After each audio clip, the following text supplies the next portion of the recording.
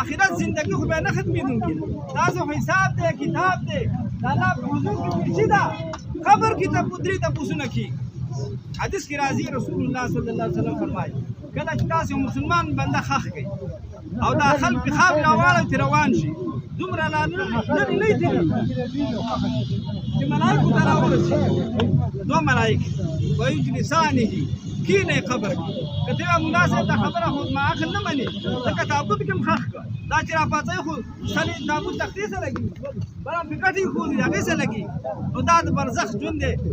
الله وایي ولکن لا تشعرون تاسو نه پوهېږئ دې خبرې مه کوئ غلي شئ